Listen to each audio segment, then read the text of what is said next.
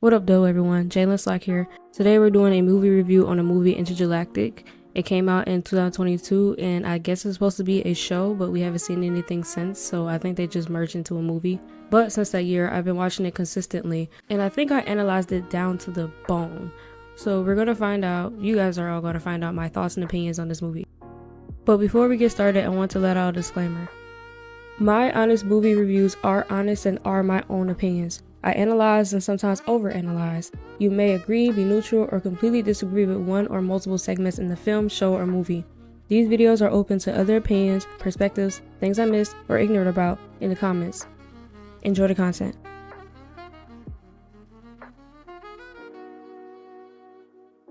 Entergalactic 2022, a movie about the main character Jabar starting a new chapter in his life as an artist living in Manhattan, New York City. Jabari is voiced by musical artist Kid Cudi, as the design is loosely based on him. Throughout the movie, you hear multiple songs from his album with the same name, Entergalactic. Anyway, basically Jabari is experiencing a new love interest and dealing with his job trying to change what he created, Mr. Rager, a character also related to Kid Cudi. Now we got the bases covered, let's dive into the movie. The opening is a beautiful galaxy painted setting with items you'll see in the movie.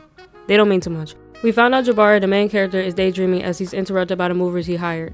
The second character we see is the love interest, Meadow, a photographer who lives in the same apartment as him.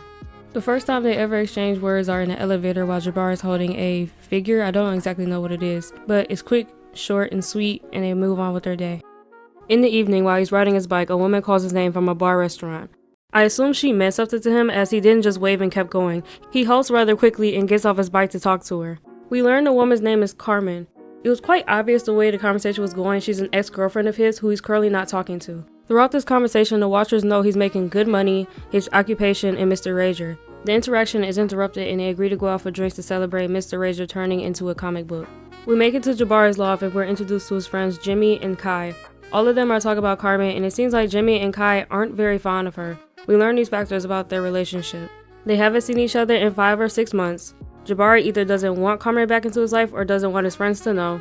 Jimmy states, "We don't need Carmen in here trying to Carmen up your whole situation." I got the sense that she might have been controlling in their relationship, but I don't know. It just made the most sense of Carmen up your whole situation comment.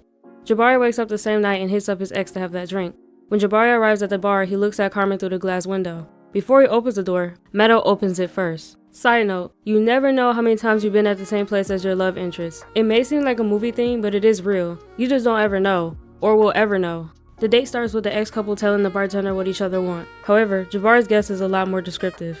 And she'll like to try your 4 driest whites.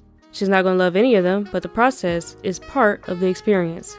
Carmen replies to Jabari with a sarcastic ha-ha and tells the bartender to bring her whatever white is best. Jabari is taken aback from her response and questions what happened to Carmen he knows. Carmen says she realized everything doesn't have to be perfect. Jabari is even more taken aback and looks at her oddly but with the smallest smirk in the corner of his mouth. This small back and forth helps my claim that she might have been controlling in the past. After the bar, they go to a club. I'm going to skip the club since it was such a small scene, but I picked something up that I'm going to address later. After the club, Carmen and Jabari go to one of his graffitis. Carmen asks Jabari to take pictures of her in front of the artwork for this dating app Stush. Carmen then says, since I'm single. Those type of comments are a subliminal message that I want to take this a step further, I'm interested, and in this case, I'm still interested in working this out. Jabari doesn't address this comment and instead makes fun of her for being on Stush. I think this was a sign that Jabari was on the same page as her. I think she should have backed off, or me personally, I would have applied a little more pressure where he'll have no choice but to address my intentions. However, Carmen brought 2 subjects at the same time, Stush and being single. Jabari had the choice to address the not so what are we statement. Carmen is posing for pictures. The pose she chose was her pretending to kiss Mr. Rager, which is another subliminal message of interest. Mr. Rager starts to move his head away and shakes his head in a way of don't do it, bro. I think Mr. Rager is Jabari's alter ego or his subconscious. The scene ends with Jabari getting soaked by a douche driver driving over a puddle. Carmen runs over to dramatically check on him. They look into each other's eyes, feel the sexual tension, and Carmen leans in for a kiss. Jabari is on the same page and kisses her back.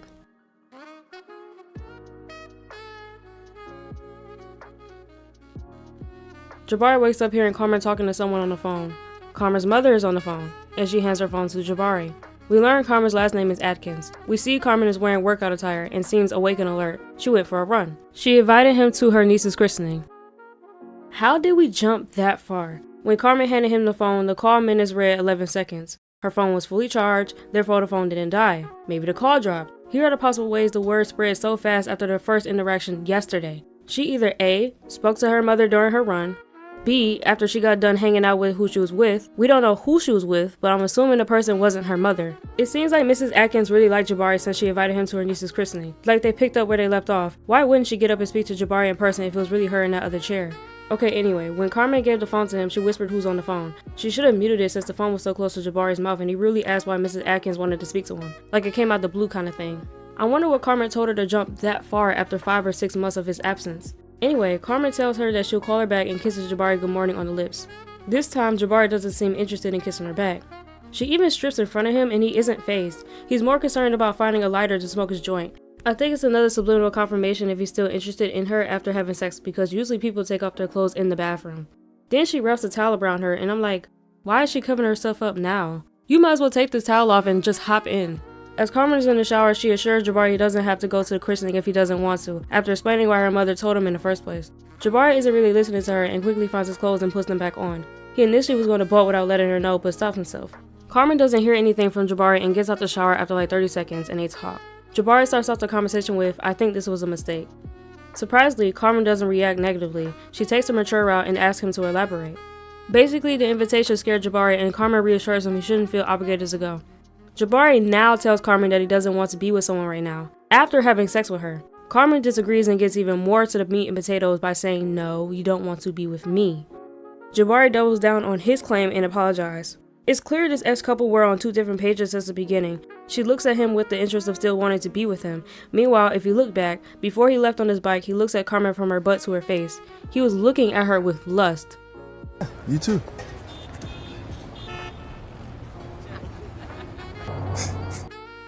Jabari offers to be friends and Carmen disagreeably agrees. Carmen asks if he was going to stay. Jabari says no and he leaves. I didn't like Jabari in this part of the movie for not communicating his intent with Carmen, but at the same time, Carmen should have been more upfront and blunt with him. At the beginning, he should have asked, I don't want to continue what we used to be, but I want to get in bed with you tonight. Carmen should have asked in the beginning, are you interested in taking steps into getting back together, or are you just looking for sex? They probably would have been known strangers again, but it's better to be blunt than mislead or be misled. Maybe they didn't have intentions of having sex that night.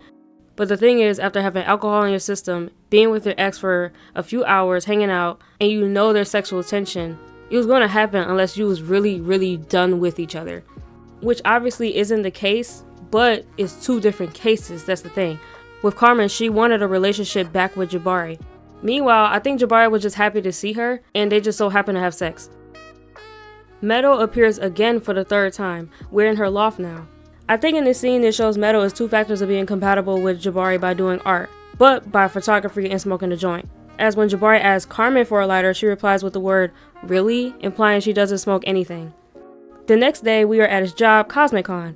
We are introduced to Lin, who gives Jabari a Japanese worry plant. Even though they're alike, he advises him to follow Cosmic-Con's wants of thinking, bright, light, and white. Jabari passively, aggressively disregards his comments with a smirk on his face.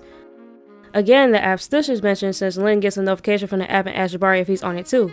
He replies no, and the conversation ends.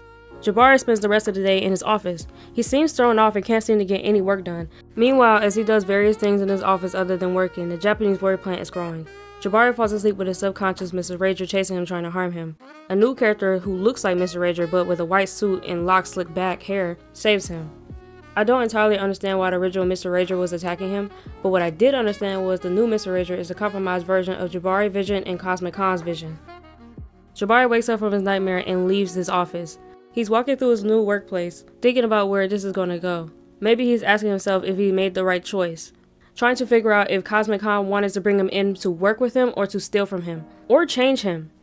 Anyway, we're back at Jabari's loft and he falls asleep there. The next door neighbor interrupted Jabari sleeping with his loud music and he goes to their loft to look for the host. The host turns out to be Meadow. The next door neighbor is Meadow. The first time he really pays attention to her, it's love at first sight. I had to go back to the beginning of the movie at the elevator scene. I thought they'd been looked at each other, but they didn't. Jabari was carrying a large figurine and didn't get to see their faces. Okay, what about when they interacted at that bar door? But the thing was, when he went to go on that date with Carmen, his mind was on Carmen. Therefore, when Jabari and Meadow interacted again at the door, they didn't pay much attention to each other, as Meadow was busy spending time with her friend and only spoke to Jabari to apologize for the slightly rude encounter. The movie enters Chapter 3 Secret Spot. Meadow invited him to lunch to apologize for being a loud neighbor. When Jabar and Meadow are walking to a restaurant and Jabar addresses the camera around her neck, it was already obvious, but he let the watchers know through words Meadow is a photographer. While Meadow is explaining her camera, a large truck drives by and Jabar moves to the left side of the sidewalk. This is common for men to do when walking on the sidewalk with women, just in case the driver runs off and splashes a puddle or if a sudden out-of-control car is coming to them. They can push the woman out of harm's way. Meadow likes it and it's the only chivalrous thing she's into. I can see that since when Jabari wanted to open the door for her, she opens it anyway. They arrive at the restaurant, the Greasy Spoon, and begin discussing their occupations. Meadow and Jabari talks about how Meadow's photos are about to be in an art show in the museum, less than a month from now. Jabari says that's dope and congratulations. Meadow asks what he does. However, when Jabari talks about his passion, he begins to lose his confidence. He starts to fidget with his phone and looks down a couple times. I looked and the only times he didn't make eye contact with her was when he was getting the menu and when the waitress spoke to them. He never broke eye contact when Meadow's photography was brought up. When Jabari was in the spotlight, he only mentioned him doing graffiti in a really disregarding way. Like, it's no big deal. Well, I'm pretty sure the cops will care because if you're causing damage in various parts of the city. Anyway, with him breaking eye contact and fidgeting with his phone, it meant he was feeling insecure with what he do. I think he didn't mention him being a part of Cosmic Con because he wasn't too sure on staying there due to vision disagreements. However, when Meadow mentioned Mr. Rager on her own, it was a complete switch in Jabari.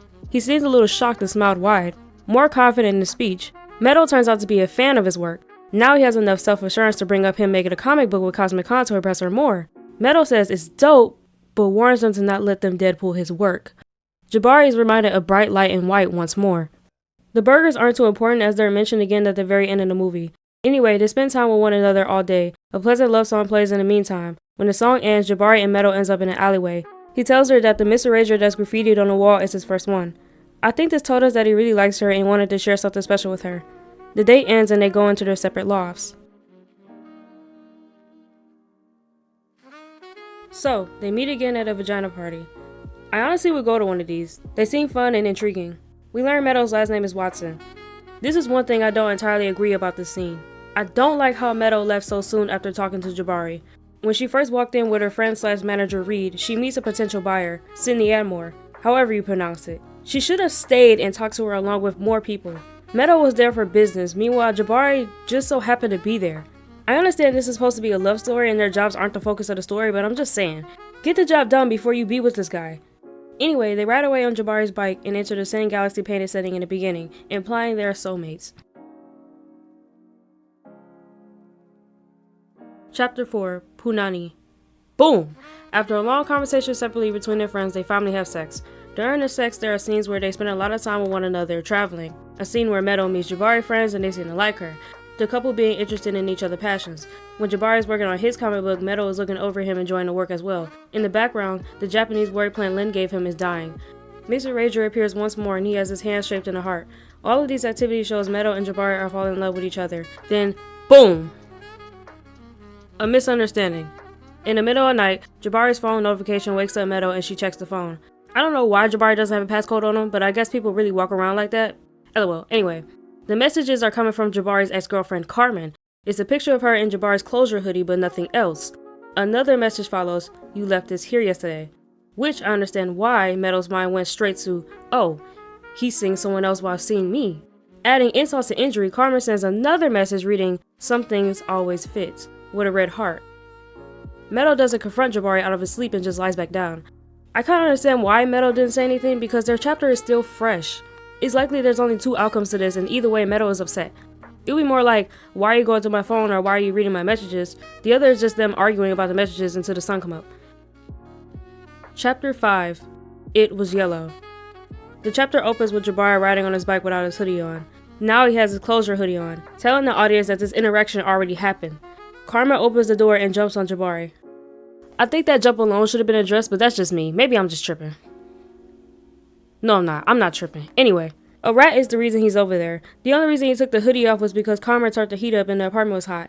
In a panic, after Jabari found a rat in the kitchen, they both ran out the apartment, leaving behind the hoodie.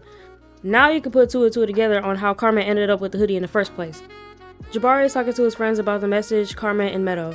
Jabari finds out Meadow saw the message by subliminal messages, such as placing his phone on her pillow, making up her side of the bed, which I don't understand how you do that because one toss and turn from the person who's in it will be enough for me to be annoyed and wake them up. Plus, Jabari must be a deep sleeper if he doesn't feel someone moving away from him, and constantly moving in the bed to make it up. Finally, Jabari texts her to confirm his suspicions by asking if everything is okay. She responded with a yellow thumbs up. 1, she didn't use any words, and 2, she didn't select her skin color for the thumbs up emoji, just the default. It's an assumption and confirmation that Meadow is mad, or hurt. Jabari doesn't want to block Carmen since he's known her for 10 years, but his friends think it's best to. Jabari arrives away and goes to Carmen's apartment to talk. Carmen returns the hoodie before he addresses the messages. When he does, she thought of it as a cute might delete later kind of thing. Clearly, she's still on the wrong page. Carmen gets annoyed when Jabari shares his thoughts on refraining from sending messages like that. This is the first time we've seen Carmen get agitated. I think with Carmen that she got annoyed because all of a sudden he's setting boundaries after having sex with her. A sex message is a few levels away from actually getting in bed with one another, so why set boundaries now? Oh, you haven't seen me in a long time and wanted to have sex with me and that's it? We skip down the Brooklyn Brick Road as friends? Jabari also tells her someone saw the messages as well, and now it's a problem. Carmen's thoughts are in a beehive now. I'm sorry, but I have to ask you, were you with somebody? Or were you with somebody? I don't really see the difference. Yes, you do. How many messages subliminally or physically in your phone do you need to know Carmen still wants you, bro? It's clear as day. Just say you don't have any intentions of getting back together with her. Carmen asks how long he's been with her because they had sex not even a month ago. Jabari responds with, I haven't met her yet before we had sex. Which isn't the point because he just told her not even a month ago that he wasn't ready to be in a relationship with anybody. It's really not about you. I'm sorry. Which it was about her because as soon as he saw Meadow in her loft, he wanted to pursue her. Anyway, Jabari tells Carmen this friendship isn't working out and she finally states that she wasn't trying to be friends in the first place and addresses how he lied about how he couldn't be with someone right now. Then again, maybe he didn't lie. Maybe it just happened. Instead of responding to her statement, he decides to avoid it and shut it down by saying he didn't come over here to argue with her. Carmen doesn't reroute the conversation to what she just said and gets to the meat and potatoes. Is she your girlfriend? Me personally, I would have rerouted the conversation and made her respond to what I just said. You can't just shut down an argument because you're in the hot seat. Carmen asks, is she your girlfriend? Jabari says no, but it's clear in his face that he wants her to be. Carmen reads the face loud and a bit painfully clear. She tells him to leave and also tells him he'll be blocked before he reaches downstairs. This conversation was a little intense but needed to be had. I'm glad Carmen finally told him that she didn't want to be friends in the first place. She never said she wanted to be his girlfriend again though. Some things don't need to be said, but at the same time, social cues aren't always caught and it's best to just say it. Or sometimes the social cues are just ignored.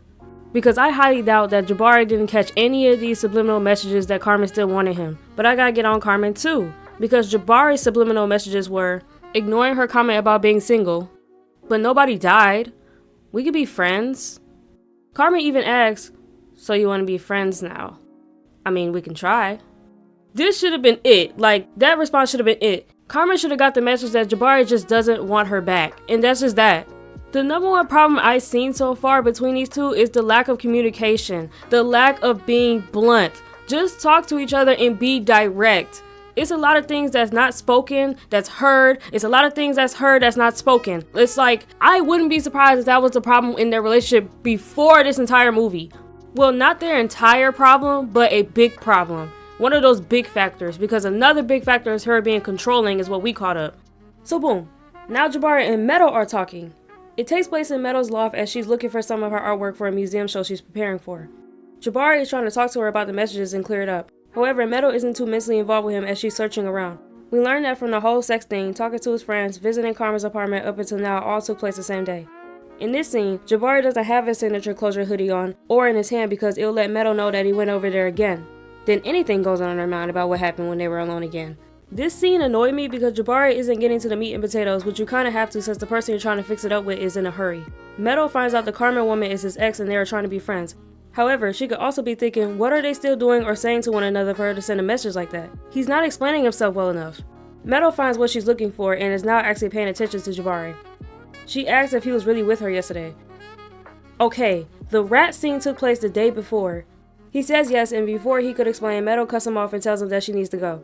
Apparently, Meadow heard enough and is ending the conversation on her terms, which isn't fair. You can't just get the answer that you asked for and then leave. She's not letting him explain the entire situation. It's like she'll rather think of the words and stick to it. They're exes, he came to her apartment and left a piece of clothing over at her apartment. Then she sends a sex message. It's most logical sense that Jabari went over to his ex's apartment and had sex with her. However, if we really think outside of the worst, there are hundreds of reasons why he went over there. Like the rat. Instead of explaining himself even further, he says, I know it sounds crazy, but nothing happened. What I'm trying to say is, I'm sorry if that hurt you, and wah wah wah wah wah wah wah wah wah wah wah. This is your last chance to explain why your hoodie was over there and you're still not doing that. Meadow halts their potential relationship and leaves. Chapter 6. Do It on Purpose. Meadow is crying in a taxi. I didn't get that. Why are you crying? You just met this guy not even a month ago. Me personally, I think she should be focusing on her photography. This whole event she already had set up before she even knew he existed. All that crying for what? Jabari and Meadow are spending time apart, and they're not having a gay old time. Fortunately, Jabari leaves the boardroom happy as he finishes a presentation that everyone at CosmicCon liked. Lynn is shown wrong that you don't need to be bright, light, and white. Meadow and Jabari are still not talking. He's having a conversation with his big sister Ellie, and he tells her he never felt this way about a girl before. Like, dang, Carmen just was nothing, huh? Anyway, they have a conversation about how love is easy to find but is real when you do it on purpose. The scene ends, and that was the art show Meadow talked about at Greasy Spoon a month ago. Meadow is in this beautiful gold dress, and instead of her locks, she has this big side-parted afro, which I have to call out. How did you comb out all those locks, wash it, and form it in an afro in a matter of hours? Those locks were thick, too. Maybe this isn't the same day. Anyway, Meadow is looking for Jabari outside and is hoping he'll come. Girl, if you don't focus, the event starts and Meadow starts a speech. Just then, Jabari walks in and Meadow sees him. Me personally, I think Meadow's speech about photography was cliche. When Meadow is finished with her speech, Jabari is gone. Meadow goes into the crowd and looks for him. She searches all over the museum and lastly checks outside. Jabari graffitied a billboard and sends a subliminal message to meet him at their first date. Meadow catches a taxi and leaves immediately. They both are riding to the restaurant separately as the audience watches their memory lane. Meadow and Jabari finally meet at Greasy Spoon, says hello to one another, kiss, and their scene ends. The actual ending is a news reporter talking about how Stush founders were stealing identities in a sum of $150 million, with Lynn inside a taxi hearing it all. I get that the last scene was supposed to be in your face to Lynn about Stush founders stealing $100 million in identities and stuff like that, but at the same time, Carmen was a part of that app too. So first, she saw her boyfriend for the first time in 5 or 6 months. They decided to have sex together on 2 different pages. She wanted to get back together with him, but he didn't want to. Then, she gets friend-zoned by him. Then, he meets with another girl who all of a sudden he's in love with after a month, not even a month, less than a month after having sex with her. What is she supposed to tell her mama? And then she had a rat in her kitchen, so she just keep catching L's. Now her identity is stolen and whatever money that she put into the stush. Anyway, back to these two. I'll break down every character after I'm done with the plot and the ending. If I had to be honest with this ending, it sucked. I'm not gonna lie. Look, it sucked because nothing was resolved. If you want me to be honest, Jabari never explained why he was over there to Meadow. Only the audience know why he was over there. Just like, are we not gonna talk about this? And it's like, cool, they're talking again, but Meadow went out bad, in my opinion. Girl, you worked hard for this art show to take place just for you to leave almost as soon as you got there. You're supposed to be there until the last potential buyer or gazer left the museum. What are you doing? I can't stand how she made it about him. He's not the focus tonight, it's your achievement. It's about you. Never in my life would I leave my own event just to say hi to somebody. To somebody I just met a month ago. Y'all could have said that at the art show. Jabari was a bit selfish in his last scene. I get you want to make it right, but you could have done it at another time. Or better yet, say hi to her at the museum. Why would you leave in the middle of her speech? It's like you didn't come to see her work or see her shine. More like, hey, let's go somewhere that balances both of us instead. I can't stand how her shine was taken away. Y'all could rekindle the relationship after the show or the next day. Get your money first, sis.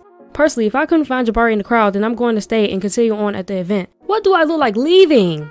Jabari was going to be standing at the restaurant until it closed. I'll see you later. We live next door. What? Like, I applaud Meadow for having trust in Jabari with the whole Carmen and her in his sweatshirt. But at the same time, like, I need answers. Like, this conversation is never going to be had. Like, alright, screw it. I think this movie should be an animated series. Like, I don't think it has any room to be an actual movie because there's a few things that were left kind of unfinished or didn't have enough detail. For example, Mr. Razor and Cosmic Con. Like, they didn't really dig into the issue. Like, it was kind of like it was Lynn who had the opinion of being bright, light, and white and not really Cosmic Con themselves. Because nobody else states it. Nobody said a line in that building other than Lynn. So it's like, it wasn't really that much of a big plot. Like, it wasn't that much of a conflict. And the second thing, the dating app Stush. Like, yes, it was mentioned like all over the city in like various scenes. And a couple of people brought it up, but it's like, it didn't really go anywhere. It was just brought up a few times, seen a bunch of times, but at the end, it just talks about how people had their identity stolen and $150 million was taken from these people. It is like, how do we get from barely mentioning it or mentioning it here and there to this big old thing that just happened at the end? Like, it was a few times, not even few, it was a bunch of times where I just forgot all about the Stush plot. Like, I would just forget about it. Just take the Stush plot out altogether because it wasn't really talked about. If I had to rate this movie's plot, I would have to give it maybe I have to be honest. I would give it like a 7 out of 10. And here's why. Knocking it down from 10 to 9, there were plots that didn't need to be mentioned. It was basically 4 things talked about in this movie, in an hour-long movie. It was Meadow, Carmen, Stush, and Cosmic Con. 2 of them weren't really finished or really discussed too much. So that's why I knocked it down from 10 to 9. And it bumped down from 9 to 8 because of a misunderstanding. Misunderstandings in love stories are so cliche. If I had a quarter for every time this happens in a love story, I would be a millionaire by now. It just happens too often and there's just not really much of a exciting plot to listen to. It's always a misunderstanding. And it bumps down to 8 to 7 because it was a lack of communication several times in this movie. If it's one thing about a misunderstanding in a love story, it's the lack of communication. It's so annoying. Oh my gosh, talk to each other. Just talk. Ask the right questions. Say the right things. Be direct. Be blunt. Get to the meat and potatoes. Sit down and actually listen. A lot of these things could have been avoided if people just talked to each other. Now that we're done with the ending and the plot, let's break down these characters. I'm gonna start off with the main protagonist, Jabari. As much as I said a lot of things about Jabari, I actually like him. He seems like a really cool dude. I like how he's an artist and he's in a story where he's actually good on his feet. Like, he's not struggling, he's making good money and he's in a loft in one of the most expensive states in the United States. Usually these artists are depressed, usually they're broke and things of that matter, but not with Jabari, which I really like. I like Jabari. Moving on to Meadow, the love interest of the protagonist. Meadow was just cool. I don't dislike her, but I never thought I really like her throughout the movie. I like how she's in the entertainment arts like Jabari is though. I really like that. But the thing is, I don't really like how Meadow made it about Jabari and her overall relationship only a month in. And it's like, she kind of put her photography second, and I just didn't like that. Cause you see at least twice in the movie when her art was involved where she was at and Jabari just happened to be there or wants to be there, she just leaves when Jabari leaves. And it's like, I don't like that. It's like, you need to get your business done before you go run around with this guy. I bet her friend/manager Reed was annoyed with her because she just keeps leaving and she's not letting anybody know. Meadow was okay. She never won me over. Moving on. I'm moving on to my favorite character, which is Carmen. Out of everybody, she is my favorite. I really don't understand what was wrong with their relationship. She doesn't seem like a bad person, let alone a bad girlfriend. She was happy when she found out the news about Jabari's partnership with Cosmic Con with his comic book. At the club scene, like I mentioned earlier, he asked her if she was trying to rage when she asked for 6 shots of tequila to split. She didn't roll her eyes or brush it off. She knew it was a reference to Mr. Rager and said, I don't see why not. At the bar when Jabar and Carmen were talking about the white wines, we found out that she may have been a control freak in the past, but she's changing. Or changed. The Stush profile picture scene, she said, this is my favorite one you've ever done. It seems as though Carmen was very much supportive of Mr. Rager. Finally, the bedroom. I get that any other watcher would pay attention to who Carmen is on the phone with and watch Jabari blink a bunch of times looking at posters and stuff like that. But if you actually pay attention to the posters, they're motivational, positive, and dreamer posters. Carmen doesn't seem like a negative Nancy who shoot people's dreams down. For another example, when Jabar was on his balcony, he was looking at her Instagram. If you pay attention, her Instagram posts are a bunch of motivational stuff. She seems like a really optimistic kind of person. So I guess being a control freak was her main issue. Maybe it was the issue why they broke up. We don't know why they broke up. We don't know how long they've been together. We don't know how they met. I was guessing that they probably met in high school or something, but I don't know. Since they're in their late 20s, but they've known each other for over 10 years. Like, I genuinely feel bad for Carmen because she just wasn't really shown as a petty, spiteful ex. Like, she was really mature and self-aware of her mistake in the past and wanted to fix it. I get that she wasn't supposed to be liked by the audience, but she won me over. Like, I really like her more than Meadow. Like, I'm team Carmen. Like, I have a feeling if Entergalactic come back with a 2, then they're going to try to make Carmen seem like a bad person. But it's like, in the first one, she wasn't a bad person. Like, she wasn't even a bad girlfriend. It's like, she was cool. So it's like, I just feel like they're going to push it and make it seem like, no, you guys actually got it wrong. She's this, she's that, this and that, whatever. And try to make her petty and spiteful next time because she gave off too mature in this movie. So I'm assuming Carmen's issue was being a control freak. Okay. If she's self-aware of her issue in the past and is changing her way, why didn't Jabari give her a second of a chance? I don't know, maybe the love wasn't there anymore and he was just lusting after her. I think he only offered to be friends with her because he noticed that she felt some type of way after smashing, then claiming that it was a mistake in the morning. Because honestly, she was getting dogged like the entire movie. Like, I'm not gonna lie. She gave her goodies to her ex-boyfriend, and then the next morning he's talking about it was a mistake and let's be friends and stuff like that. Okay, boom. L number one. Then he tells her, oh, I'm not ready for a relationship. Then leaves and falls for someone else less than a month ago. Probably a day or two after he left Carmen's apartment, he saw Meadow for the first time and wanted to pursue her. And it's like, okay, L number 2. Then she has a rat. L number 3. Then she gets curved after the sex message. And all of a sudden this guy wanted to place boundaries after getting sex from her. What's that? L number 4. And then L number 5. She got her identity stolen and money. And it's like, bro, she just can't catch a break. And it's like, she didn't even do nothing for her to get this bad of a plot. Like, you know what? I'm off her. Moving on. Okay, so boom. Now we move on to Jabari's friends, Kai and Jimmy. These two seem really cool. Really dope friends. I would hang out with them personally. And that's all I have to say about them. Let's move on to Meadow's friends. Now, I never mentioned Meadow's friends. Karina and Reed. Let's start off with Karina. Karina, I love her. I love her personality. She's funny. And she knows the right things to say. So basically, Karina is pregnant almost the entire movie. And she's Meadow's friend. She's first introduced at the bar door with Meadow when Jabar was trying to open it. She encourages Meadow to pursue Jabari in the first place. The number one thing I liked about her was when she told Meadow to focus on her the day of her show when she was looking for Jabari. I really like that about her. I would have told her myself to get it together, so it's like, I really like how she pointed that out. That's really about it with Katrina. Moving on to Reed. Okay. Reed, he seems like a douche. Like, throughout the movie, he just kind of seems like a little douche, but he kind of grew on me a little bit. At the very beginning, when Jabari and Reed first interacted, he was really rude to Jabari and kind of just left a bad taste in my mouth. He was just kind of rude, and then when Jabari and Meadow started talking, and he asked Jabari, you live here? It was like really obvious, like, how can somebody be looking for trouble with just shorts, a bandana wrapped around their head, slides with no socks on, just looking for trouble? And he just goes into this random loft and interrupt this random party. It doesn't make sense. If he's in night attire, like he's about to go to sleep, or he's already sleeping but something woke him up, and he's looking for the host. If he's looking for the host, then obviously he lives there to complain about the noise. Like, look at him. Look at what he's wearing. Anyway, I grew to like Reed after that scene. The only thing is Jabari never talked to Reed after that scene. Like, they never interacted again. And it's like, was that ever discussed between Reed and Meadow, or Jabari and Meadow, or Jabari and Reed, or all three of them?